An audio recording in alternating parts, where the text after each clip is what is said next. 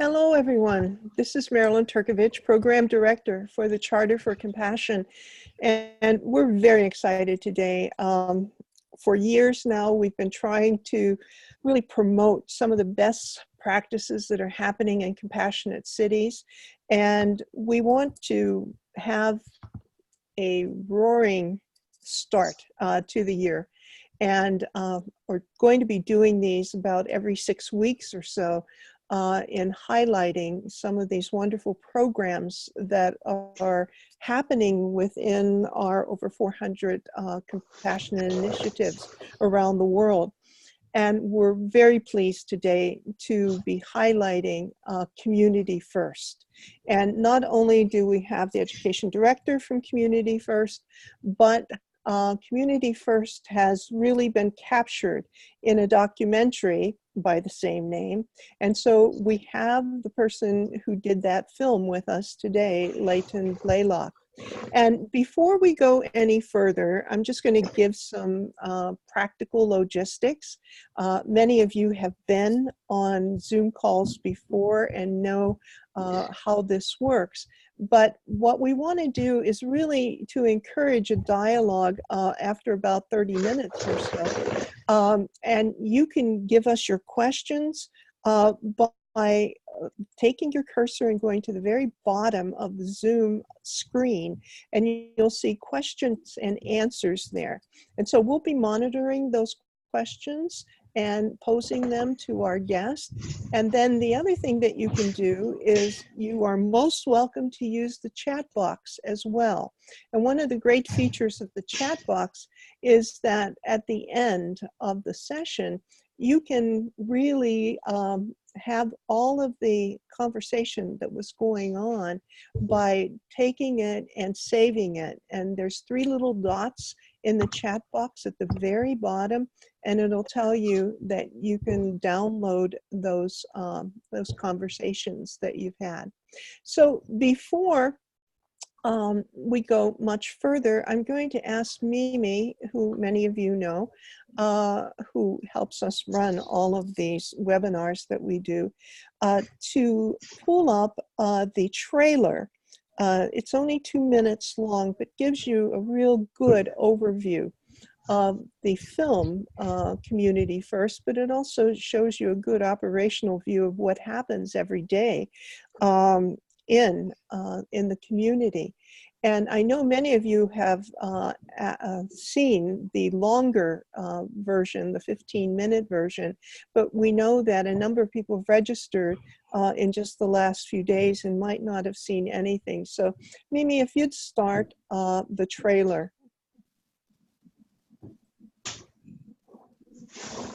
My leg got amputated and then I became homeless. I've been homeless since 1968. I was kicked out the house at the age of 8 years old. I lived in the field across the street from my mother's house for 3 years. I was on the streets at 10 in Salt Lake City for a couple of years, and then I started hopping freight trains, and that's what got me out of the city and traveling everywhere. So really, by the time I was 12, I was traveling all over the place.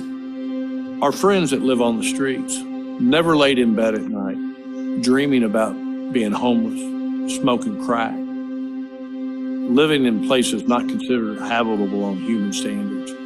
They did not make that choice. But when you've been told all of your life that you were one glorious giant pile of poo, and then we stuff you to the furthest fringes of society, there's not a human on the planet that would respond favorably to that kind of treatment. We believe that we've created a new movement called Community First.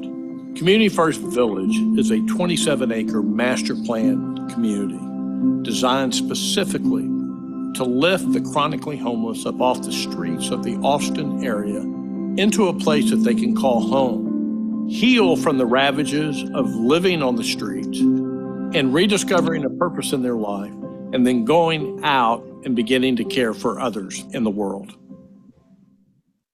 When I first pulled in off Hog-Eye Road and I first seen the teepees and the vintage RVs, it was just, it was insane. Never seen anything like it. You know, where else can you gonna go? You're gonna see humongous teepees on platform, a row of vintage RVs, and it being a bed and breakfast. And you pull on closer, you know, you got a bus stop. in the neighborhood. And you go a little further, then you got RVs, people living in, micro homes down on the lower side. It's just unbelievable. And then finally passed by the gardens. I think the greatest achievement for Community First Village is the philosophy itself.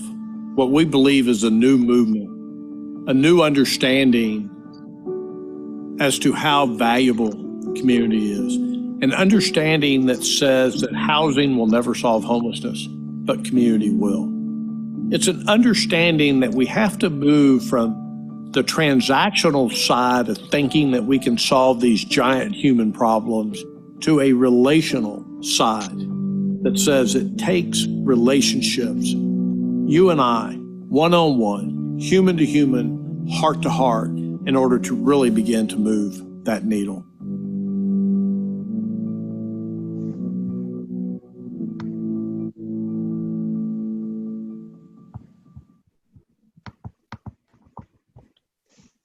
Thank you. It's a joy to watch Karen watch this trailer.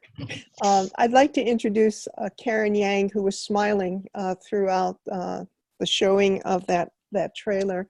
And Karen is the Director of Education at the mobile unit, or it's Fishes. Is it Loaves and Fishes, right? Yes, our organization is actually Mobile Loaves and Fishes. Mm-hmm. And Community First Village is a program under Mobile Loaves and Fishes. Okay, I'm going to let you take it from there, and you're going to give a little history of the whole community, and especially of Mobile Loaves and Fishes, and what's happening right now. Thank you so much. Good morning, everyone. It's such a pleasure for me to have the opportunity to speak here and share with you about the good things that we're doing here at Community First Village. As I mentioned earlier, Mobile Loaves and Fishes is a Christian nonprofit ministry. We've been around for 21 years serving the chronically homeless here in Austin, Texas. And I want to give a little bit of an overview of our history, and then invite you guys to consider what you might think is the contributing factors to homelessness. So I'm going to pose that question right now and let you guys noodle on that a little bit, and then I'll come back to that question and share our particular perspective about that at Mobile Loaves and Fishes. So Mobile Loaves and Fishes, we are an organization that really started with a couple of individuals, and in particular, one of our co-founders, Alan Graham, who basically was gripped by the Spirit of God as he saw homeless folks on the streets of Austin, Texas. And out of the conviction of the gospel, he wanted to do something about that. And it started very simply as him gathering some of his buddies from his church and saying, hey, why don't we take some food downtown and pass that along to the folks who are on the streets? Started out with 5 guys actually in a green minivan, just driving around, passing out sack lunches. What started there was really the seed of what you saw in that video. The deep belief that every single human being has dignity because they are made in the image of God. And out of that experience, the opportunity for Alan and his buddies to really connect human to human and heart to heart with the folks on the streets, it just opened up so much. Alan himself will be very forthright in saying that when he first started this journey of his and our journey at Loaves and Fishes, he had a lot of assumptions about the folks who are on the streets. But when you get really close to someone, when you hear their story, our lives are changed. And so through that initial journey of just going out to the streets in that minivan, Alan, who is a serial entrepreneur, really began dreaming about what would it look like to start really serving our friends out on the streets. And eventually we started partnering with multiple churches here in Austin, Texas. And we now continue to do our food truck ministry 7 nights out of the week, 365 days. And we've been serving food to folks on the streets for the last 21 years. But during that journey, Alan and many of the original founders, their heart were passionate about not only leaving their friends on the streets, but finding a solution to really lift them off the streets. And long story short, what started as a vision of a RV, park on steroid has now resulted in our 51-acre master plan development here, made up of micro homes and RVs. I was looking at that video, and the film that Layton created, this was a few years back, and we now have opened a second phase to our development. And so instead of the 27 acres, we're now at 51 acres. So I'm going to take a pause here, and I want to kind of go back to my original question. I love to invite Mimi, as you, I think, maybe are taking some chat comments here. I love to hear what you're seeing are some common theme. So as you think about what might be some contributing factors to homelessness, I'd love to hear what are some of the responses that are being typed up in the chat. Okay. We have one question Okay, from sure. Compassionate Atlanta, Mhm. and it's one that's probably the most obvious question that you might hear, and that is, how do you fund this thing? Yes, so we are funded, and actually that is a great question, because this is a perfect time for me to share with you a little bit about just our vision as a organization. So our vision as an organization is actually to empower communities into a lifestyle of service with the homeless. And so when we think about the issue of homelessness, we really see it not as a problem that we kind of offload to government. I think we hear a lot of that right now in the news, is, going to our government and asking them, what are you going to do about that? We actually believe that the issue of homelessness is a issue that we are all impacted by, but also we all have a responsibility. It's our problem to solve, to be honest. Government has a lot of things on their plate, and I think we actually have the ability and the flexibility and the creativity that oftentimes bind government from addressing this issue. And so we really rely on the generosity of our community. And so we are not government funded. We are actually funded primarily through private donation. And so we just really believe that we can address this issue. Karen, I thought I read somewhere along the line about 25% of the population in Community First are people who are able to either rent or build their own homes within the community. Is that something that's continuing? Yeah, so let me kind of take a step back, because I think were there any inputs or suggestions on contributing factors to what people think are what leads to homelessness? I love to hear some thoughts if there are any. If not, I love to share our particular perspective around. Okay. I can read directly, or I think that if Gard Jameson from Las Vegas wants to turn on the mic, Mimi.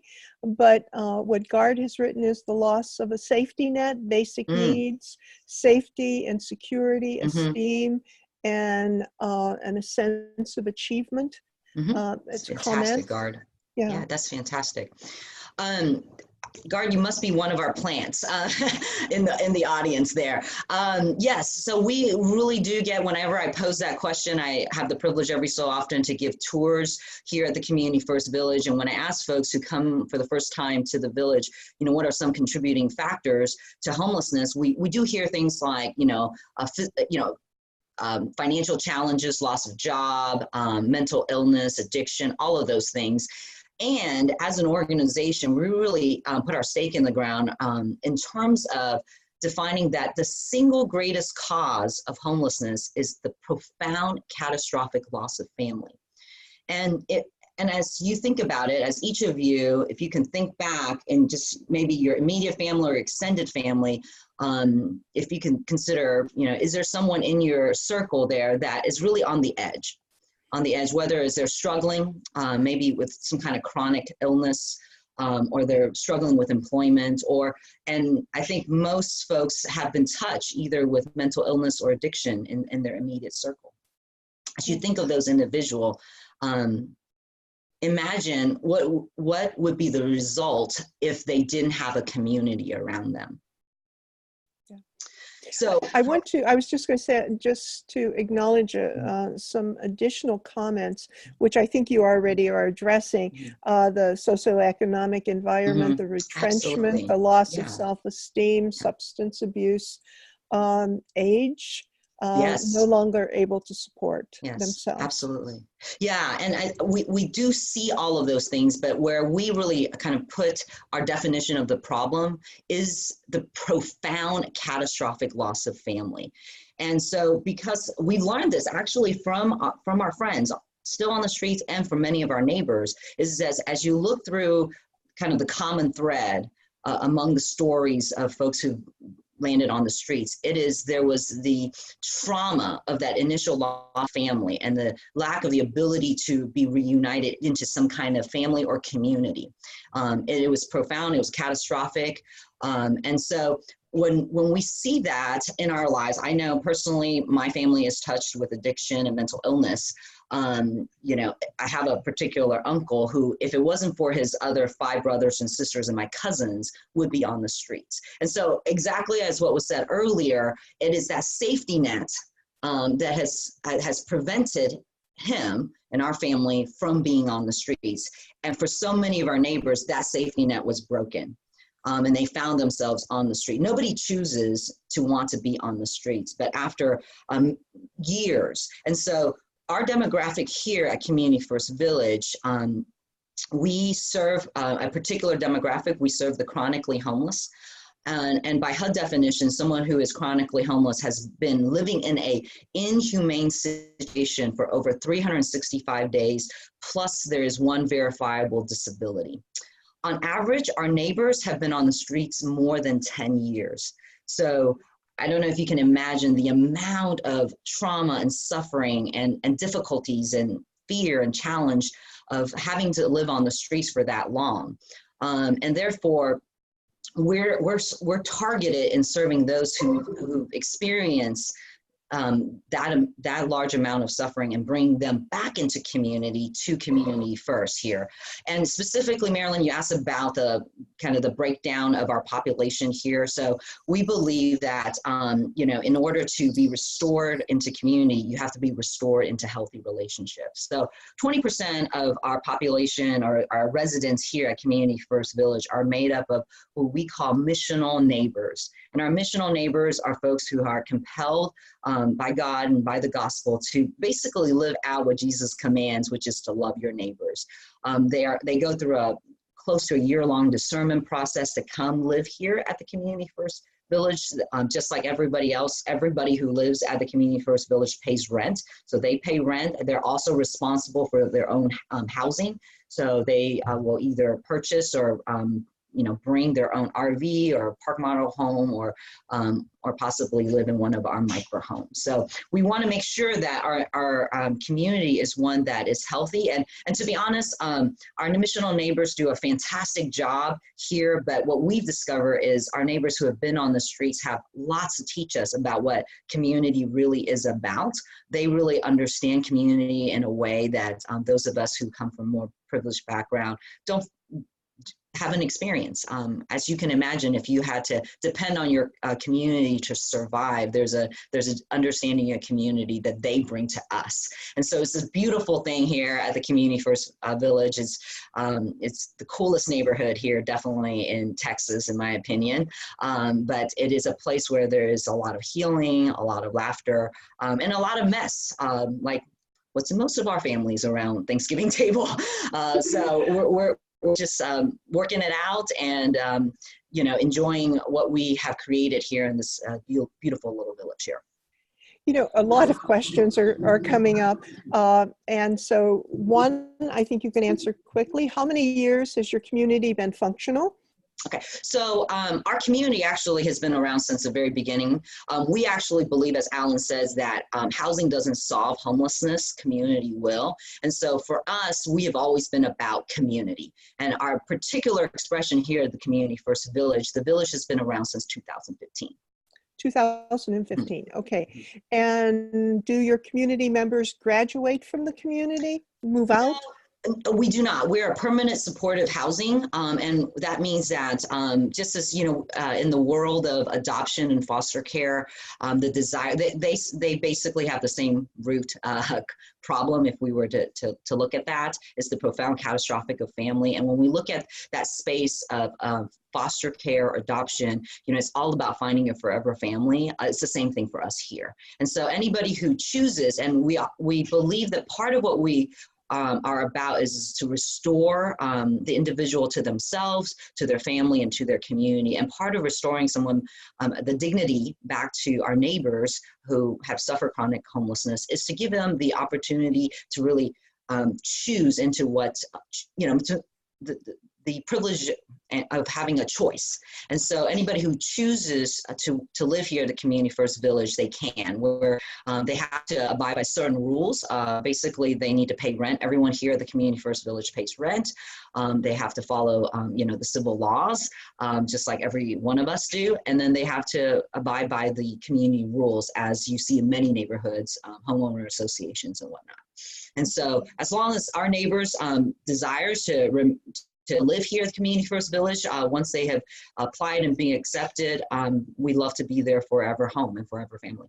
Okay, great. You know, I'm going to introduce Leighton into the conversation. That'd be great. We had a great time yesterday just talking, and his passion and enthusiasm for Community First is so apparent from the time that he opens his mouth and starts to get involved in answering questions. But Leighton is quite the filmmaker, director, and he's been in the business for 45 years. And there's a comment here, again, from Leanne Rubenstein, who said that she's seen the film and is very impressed with all of the work in the amazing community. And so, Leighton, what drove you to put this wonderful documentary together? Well, first of all, thanks for having me. I greatly appreciate this opportunity. Yeah, the issue of homelessness to me is just something that's near and dear to my heart. I find it unconscionable that we live in the richest country in the history of the world, and we still have 500,000 people living on the streets every night in our country. I made another documentary several years ago about an art program here in Austin for the homeless. And while I was shooting that film, I was going into the homeless camps featuring some of the homeless artists. And I was crossing paths with Mobile Loaves and Fishes and Alan Graham, and saw what they were doing, and, you know, super impressed. Impossible not to be impressed with what they do, going out every single day and with their trucks. And I, you know, started hearing about how Alan wanted to, well, actually, he was already housing some of the homeless people in RV parks around Austin. Before Community First Village was ever even built, he was finding RVs in RV parks and putting homeless people in there, helping them. And of course, his goal was to build his own RV park on steroids, which I've always loved that term. And of course, he's done that on super steroids. I mean, because Community First Village is, as Karen said, is just an absolutely beautifully gorgeous place. And so anyway, when I found out that that the village was actually being built and people were starting to move in out there, I just felt compelled to try to make the documentary to show other communities what is being done. It's so utterly unique what Community First Village is doing, and proving to be so utterly successful that I just felt compelled to try to show other communities what's happening. So that was how I got involved and why I got involved. Great. And, you know, just judging from the number of people who are asking questions, I think I started by saying that homelessness, or maybe I didn't, in our Compassionate City initiatives is one of the hugest issues, not only in the United States, but really around the world. And so some of our questions are very philosophical, others are very practical. A practical one is, did the city or county donate the land?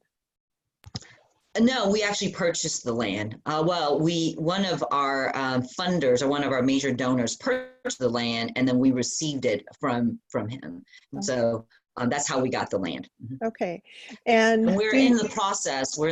So our vision really is to move the needle when it comes to homelessness here in Austin, Texas, and that's why we've already expanded to phase 2, now at 51 acres. Our goal is to really, in the next 10 years, make a dent on the size of chronic homelessness here in Austin. And so here in the metro area for Austin, we estimate there's about 1,200 folks who are actually defined as chronically homeless. And so our goal right now, we are housing close to 200 folks that have been chronically homeless off the streets. And our goal in the next 10 years is to build out to phase 3 and 4 so that we can actually address and move the needle on the folks that are still on the streets. So are you aware of any other communities in the States, for example, that might be doing something very similar to what you're doing?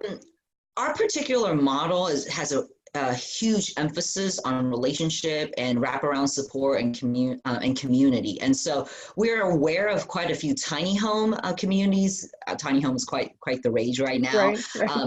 That's popping up throughout the country. And I would say that in particular, there is one community in Springfield, Missouri, called Eden Village, as part of the organization called Giving Tree. They have a much smaller scale community up there, and actually the executive director of that of Eden Village used to be on staff of the Mobile Loaves and Fish, and so he understands the ethos of what we do. But really throughout the rest of the country, we have several folks who we call our potential replicating organization of our model that are in the works in coming up with this. But our particular model related around community is quite unique, and I appreciate whoever mentioned that, asking philosophical questions, because underneath what we do, right, is really a deep, there's academic research underneath what we do, plus quite a bit of philosophy about our ministry approach. Great, and we'll get to some of those comments. And Leighton, we had talked yesterday about what's happening in San Antonio on maybe a little different method. Do you want to kind of talk about that? Yeah. There's a place in San Antonio called Haven for Hope, which is a really another just remarkable program. I mean, I almost hate to call it a program. It's way beyond that. They have a campus where they have housing for transitional housing for homeless people. They also have a huge, enormous courtyard that is open. It's covered, but it's open air, and they, homeless people can come in there any time of the day, 24 hours a day, 7 days a week, come in and sleep. They serve 3 meals a day.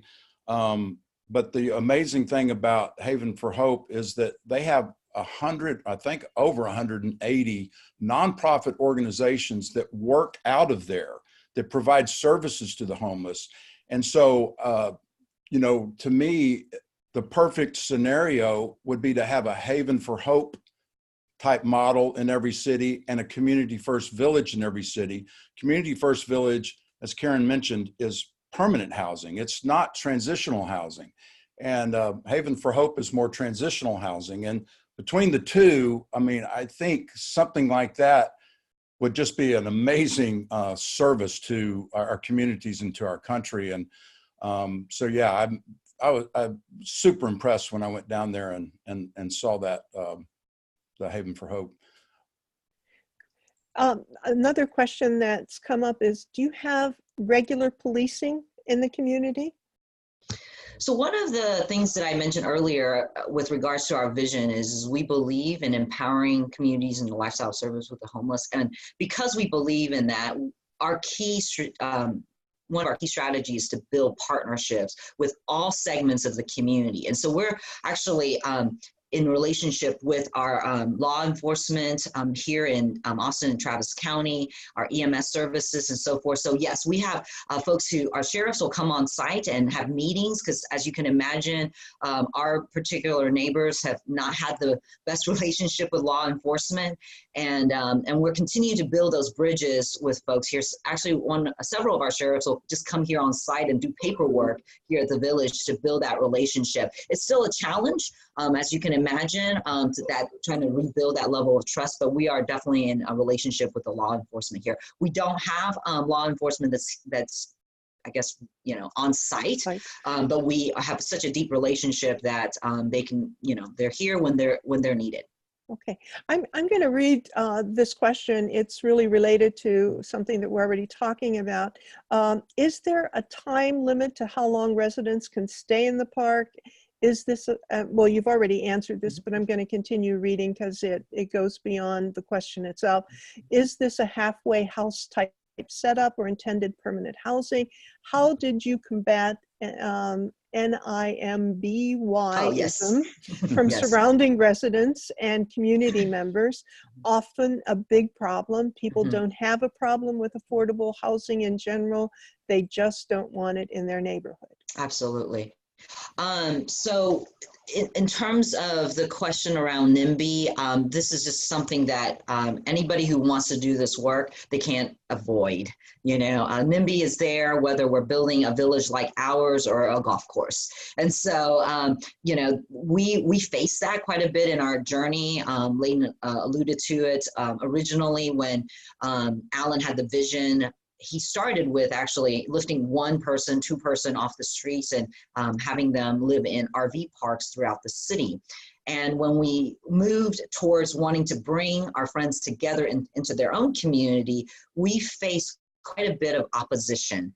And the idea of starting to lift folks off the streets actually started back in 2006. So it took us close to more than 10 years to eventually get this property here at Community First Village, simply because the different land options that we came up with, that we bid for and almost acquired, basically got shot down. And so how we eventually actually were able to get this land is we moved outside of the Austin city limits, where there's no zoning outside of the Austin city limits. And so that allowed us to create what we created here.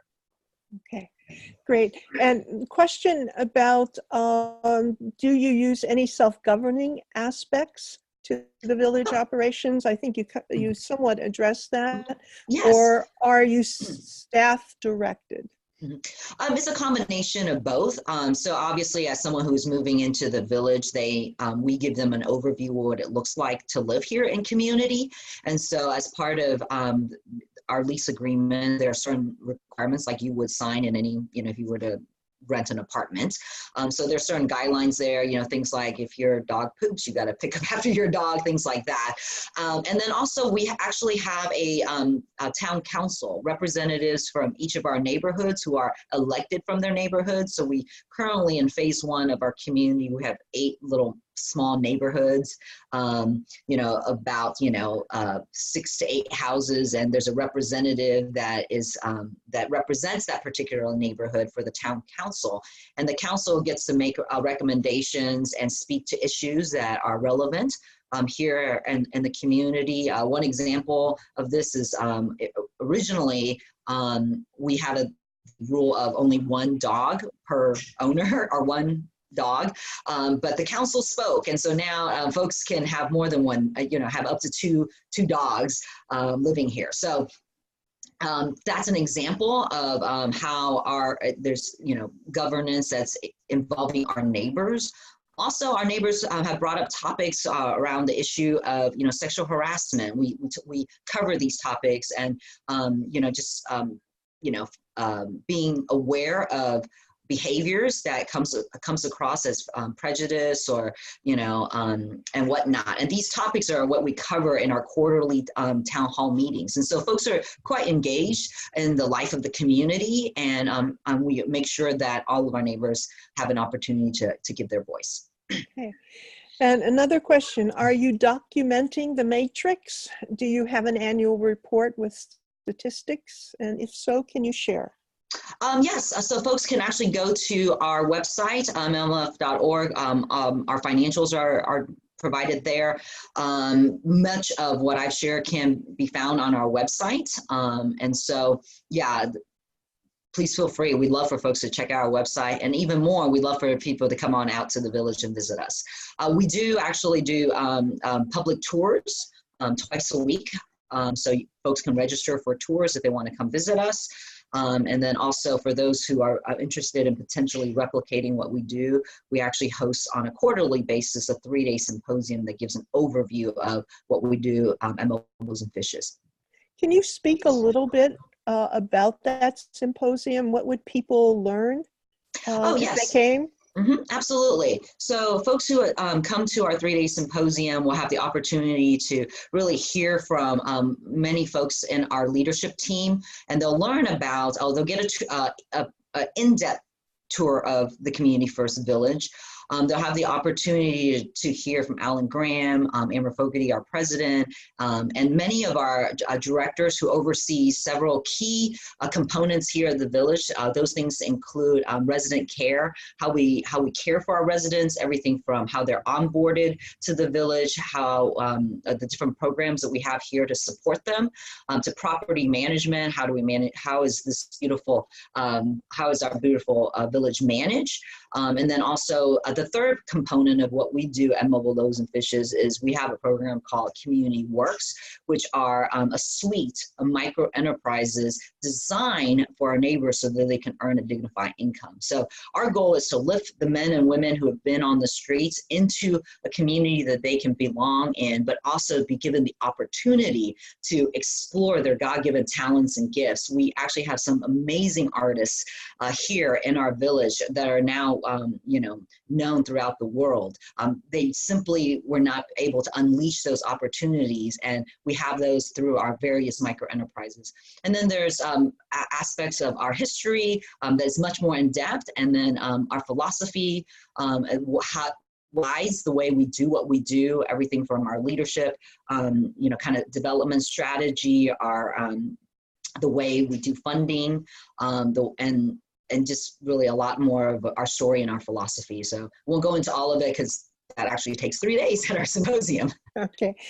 Leighton, you had talked, and I looked on your website about the documentary that you did on the homeless and art. And I wonder if you could speak to that a little? Yeah, there's a program here in Austin called Art from the Streets, which is a very grassroots organization. It's been going on for 25 years or so. It provides a space and art supplies for homeless people to come in. I think it's 3 days a week for about 4 hours every afternoon. I think it's Monday, Tuesday, and Thursday now. When I shot the film, it was only Tuesday and Thursdays. But it allows homeless people to come in and create art on all those days throughout the year. And then at the end of the year, they have a big sale of the art over a weekend at the Austin Convention Center. And, they've generated, $100,000 in one weekend, and all of the proceeds go back to the artists themselves. So yeah, it's a remarkable program. And, I would love to see one of those in every city too. I made that film to show other cities what Art from the Streets program is all about, because it's pretty remarkable. There's a question, and we should have captured it right at the very beginning, and it said, can you please explain what NIMBY means for those of us who don't know? So NIMBY stands for Not in My Backyard. Yeah. It is a movement that oftentimes local community will raise up when they don't want certain things in their backyard. And so that is we faced quite a bit of neighborhood opposition in surrounding neighborhoods when we have said, hey, we're going to build this village in this community. And so because of this kind of opposition, it's been it was a long journey for us to get to where we're at. Anybody can Google that. It's a movement, I guess is the best way I can explain that. Mm-hmm. Okay, great. And here's a question that probably might have arisen within the village. How often is a villager asked to leave the community for failure to comply with rules and laws? So because our goal is, providing a forever community, forever home for folks here, we really see ourselves as kind of the last stop when it comes to serving a particular demographic. So as I mentioned, the average amount of time our neighbors and our friends have been on the street is 10 plus years. And most of them tried initially to try to find housing. And so by the time they're at 10, 20, and we've even had folks, which you heard actually from one of our neighbors, John Vincent, was on the street 40 years. They've really given up. There's not been a solution that has really worked for them. And so we really take, eviction very, very seriously, because we know should they leave, they're back out on the streets. And so because we're relationally based, we really do a lot of things. Our property management, our resident care team really engage the particular neighbor and to figure out what's happening. So folks, we could evict folks based on non-payment of rent. But we really see that when our neighbors are struggling with rent, it's a cry for help. And so we, reach out to them and we want to find out what's going on.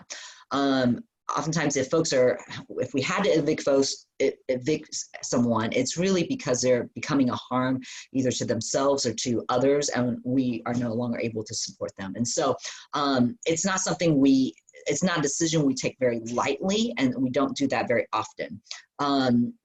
I don't have the specific numbers in front of me in terms of how many folks that we've actually have asked to leave, but those are the criterias that we look through when we do have to ask folks to leave.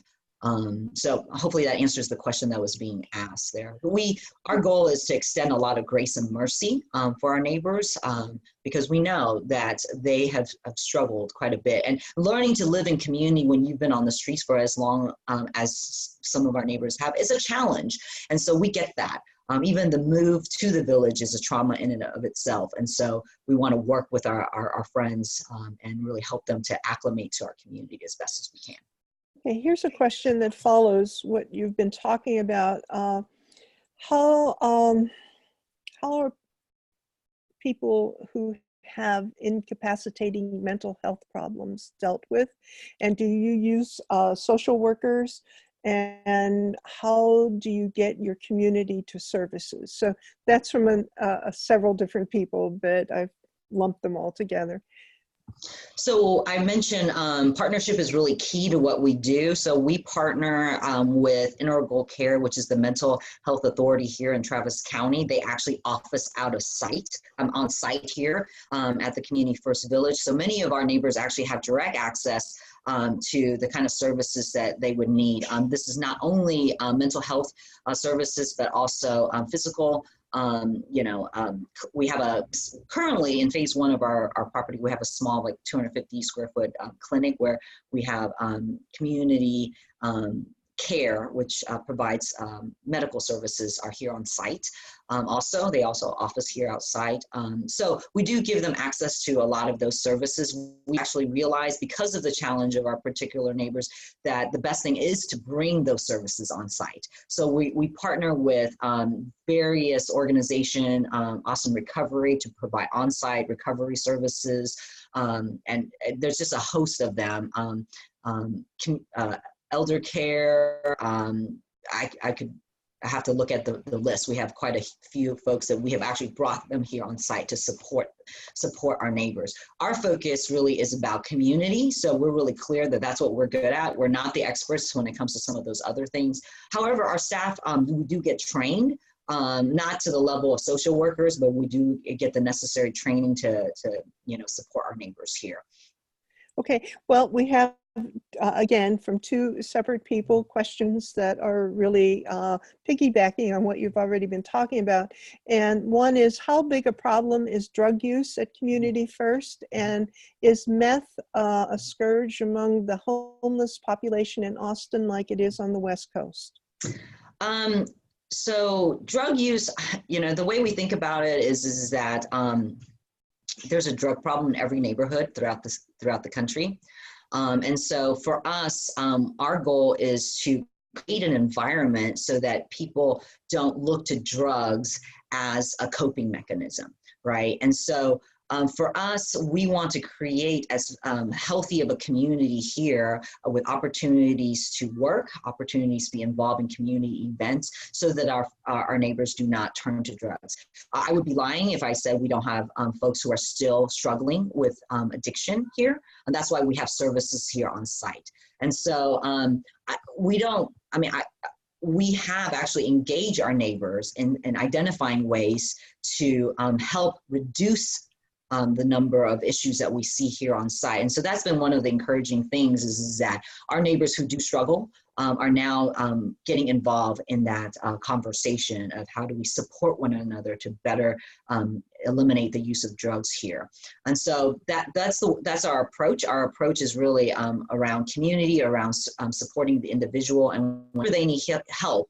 Because anybody who's done work with recovery and with addicts is that you can't force someone to be sober. They have to choose into it for it to really take. And so our approach is to continually invite folks into the opportunities of recovery. Here's just a statement question. The Mayor's Conference is coming in June to Austin. Will you be touring the mayors and their staffs? I am not familiar if that's maybe even on our calendar already. Okay.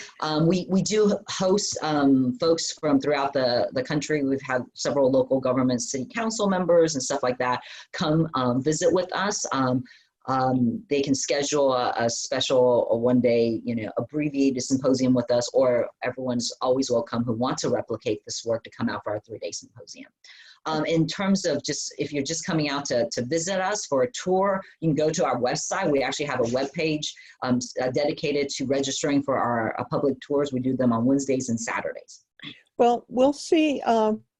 Fortunately for the charter, Mayor Fisher from Louisville, Kentucky, is the president of the Mayor's Conference. So we'll let him know about what's happening in Austin and with Community First, and hopefully we could get many mayors to come out and visit. This would be, something both as an enlightenment and a challenge, I would think, for anyone who would come.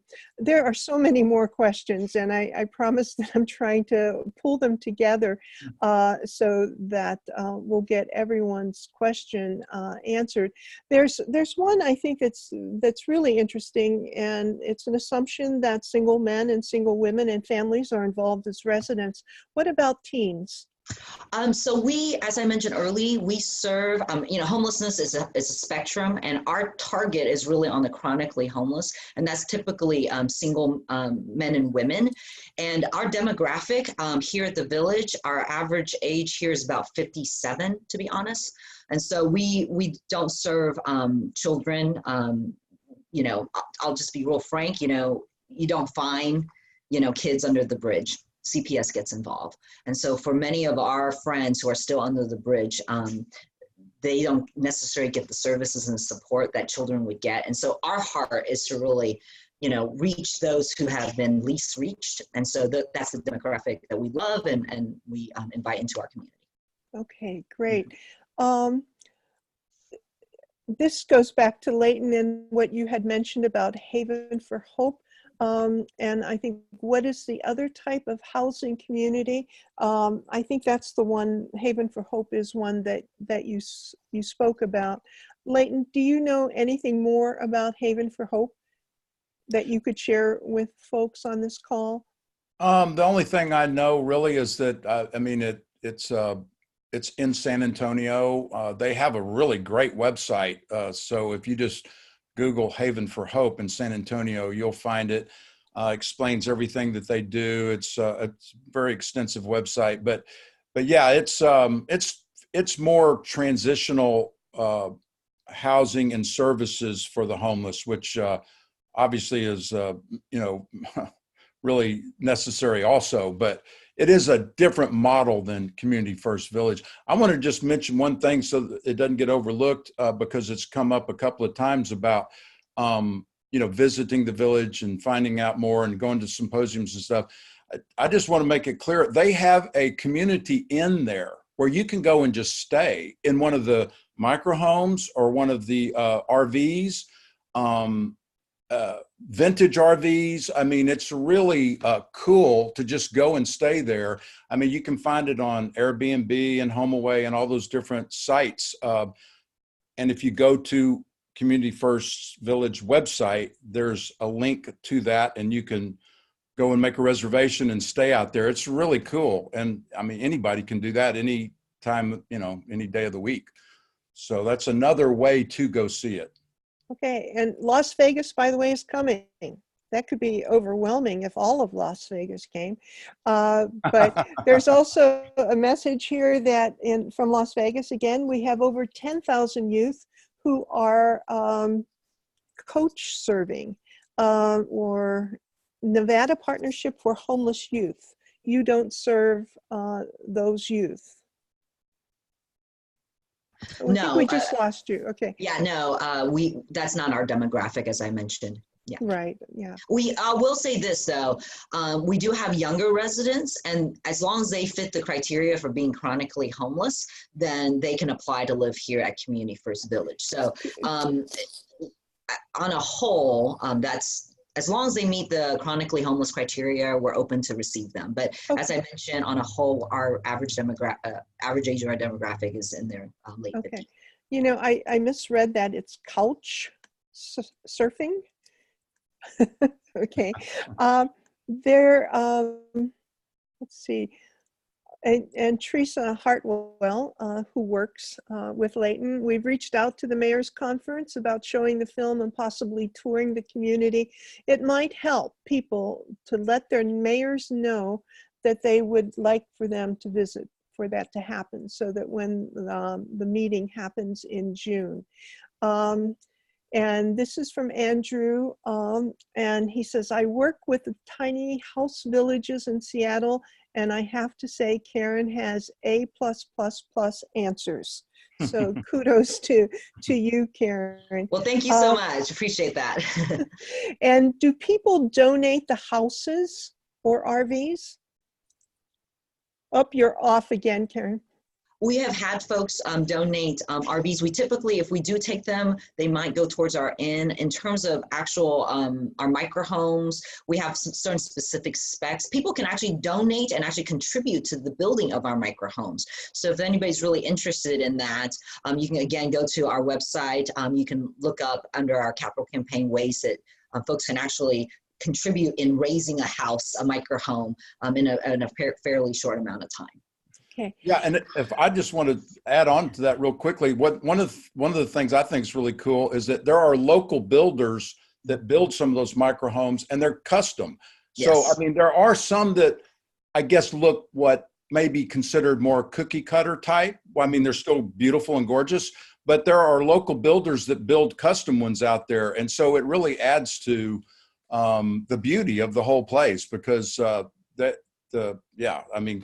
Alan has been able to bring in, Community First Village has been able to bring in a lot of the local builders to get involved too.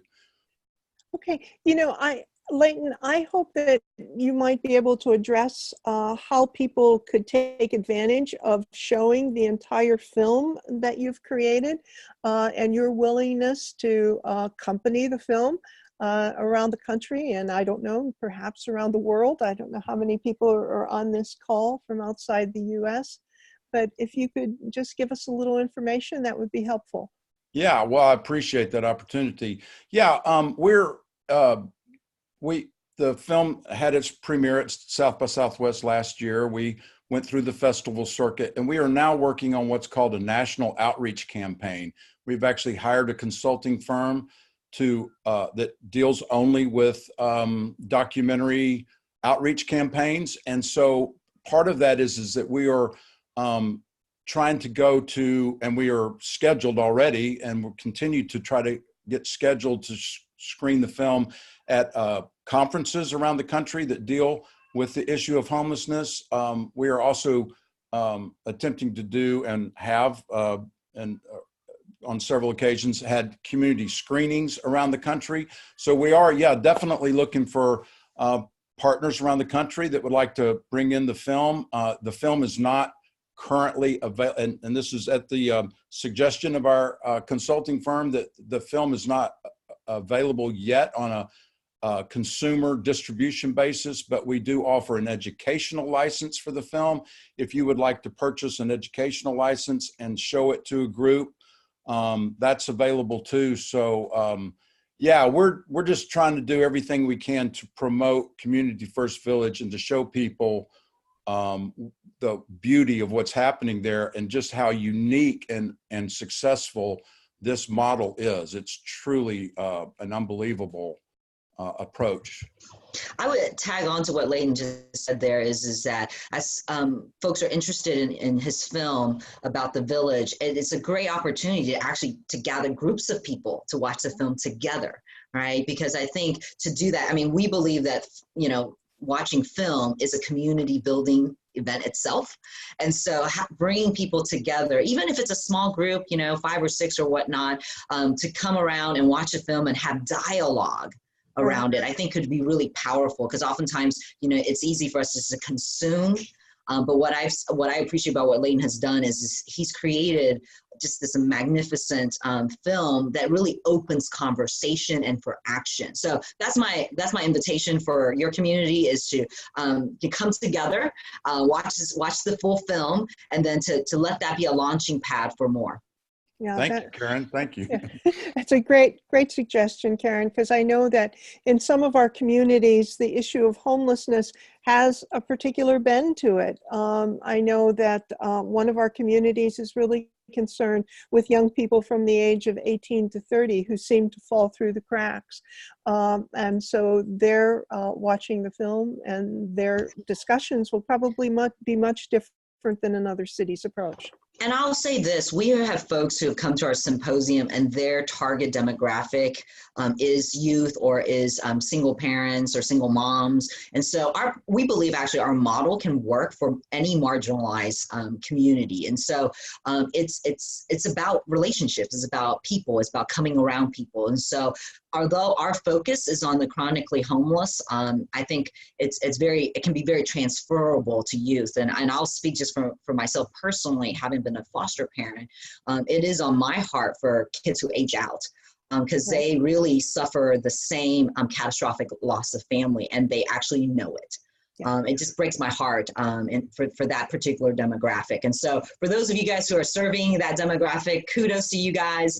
And I hope that this conversation has been somewhat valuable for the work that you're doing. And I would just invite you to consider coming out for one of our symposiums in the future. Okay, well, you know, we're just about out of time. I want to remind people to please take advantage of downloading what's been going on in the chat room. And Teresa writes here that, you know, if people are interested in exploring a little bit more about sharing the film, that they can contact her directly, Teresa with an E at the end, at infernofilms.com. But please do download the chat box. And the big question that we don't have time to explore, and I thought maybe we would, but are there ways that the welcome to all is expressed specifically within a Christian missionary environment? Big question, but can't be answered in 1 minute. And so I don't know, we might ask Karen and Leighton to to consider this. We'll be sending out the link to the recording for this session, and we'll be making it available to people who weren't able to make this call and registered, but we'll also make certain that people get it through our newsletter. And certainly Leighton and Karen, you can share it with your own databases as well. And we'd appreciate you doing that, because I think that, you know, Community First is quite an extraordinary project. And as I said at the beginning of the session, we're hoping that we will have these city calls with benchmark projects like this every 5 or 6 weeks throughout the year.